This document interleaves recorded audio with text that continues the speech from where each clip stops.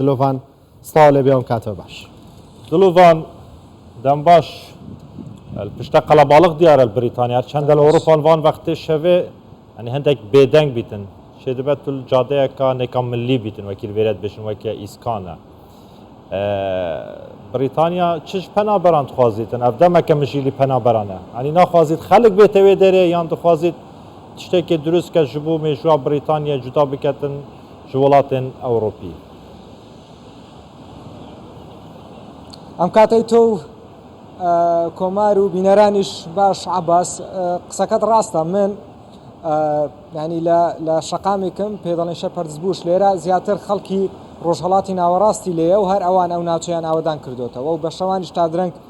هەیە بە پێچەوانەی ناوچەکانی دیکەی لەندەن. عباس ئێستا ئەو ینی بڕیارەکانی وەزارەتی ناوخۆی بەریتانیا کە دژی پەنابەرانن نەک تەنها ئەوانە دەگرێتەوە کە مافی مانەوەیان نییە بەڵکو ئێستا ئەو پەنابەرانەش دەگرێتەوە کە مافی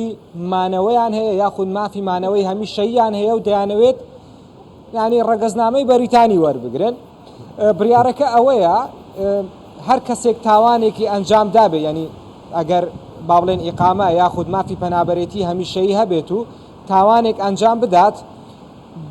تاوانەکە بە جۆرێ بێ کە زیاتر لە ساڵێک واتە زیاتر لە 12 مانگ لە ینی زیندانی بکرێت ئەوە مافی وەرگرتنی ڕەگەزنامەی بەریتانی نامێنێت یاخود زۆر قورس دەبێت. پێشتر ئەوە بڕیار هەبوو ینی کەسێک ئەگەر لە نێوان 4 ساڵ سەروی 4 ساڵ بۆ 12 ساڵ ئەگەر لە زیندانی بکرا بە هەر تۆمەتێک ئەوە ینی نزیکەی 15 ساڵ وەرگرتنی ڕەگەزنامە دوا دەکەوت بۆ ئەو کەسە بەڵام ئێستا بۆتە سەروی ساڵێک ینی سەروی ساڵێک لە زینداندا بمێنێتەوە ڕەنگە هەر ڕەگەزنامەش وەرنەگرێت. ئەمە جگە لەوەی کە ئەوانەی کە لە خوار 12 مانگەوە ینی لە زینداندا دەمێنەوە ڕەنگە دەبێت 10 ساڵ لەم وڵاتە بمێنین 10 ساڵ تێپەڕێت اینجا مافی ئەوەیان هەیە کە جنسیەی بەریتانی یاخود ڕەگەزنامەی بەریتانی وەربگرن. خۆی ئێستا ئەوانەی زۆربەی ئەوانەی کە لەم وڵاتەن و مافی پەنابەریتیان هەیە دوای 5 ساڵ دەتوانن داوای مافی ڕەگەزنامەی بەریتانی بکەن و ڕەگەزنامەی بەریتانی وەربگرن. بەڵام دوای ئەو 5 ساڵە ئەگەر کەسێک لە 12 مانگ کەمتر لە زینداندا بوو بێت بە پێونەی هەر تۆمەتێکەوە تا 10 ساڵ دوا دەکەوێت لە ڕەگەزنامە ناتوانێت پێشکەش بکات کە ڕەگەزنامە وەربگرێت داوا پێشکەش بکات و ئەگەر تاوانێکی ئەنجام دابێت لە سەروی 4 ساڵەوە لە زیندان دابێت ئەوە هەر ڕەنگە ڕەگەزنامەش وەرنەگرێت. طبعا ئەمە وەزیری ناوخۆی بەریتانیا دەڵێت ئێمە پێشتر زۆر ئاسانکاریمان کردبوو بۆ ئەوانەی کە دانێوە ڕەگەزنامە وەربگرن بەڵام ئێمە بەو بڕیارە وا دەکەین کە ئەوانەی کەسانی مەسەلەن هەموو کات کێشە دەنێنەوە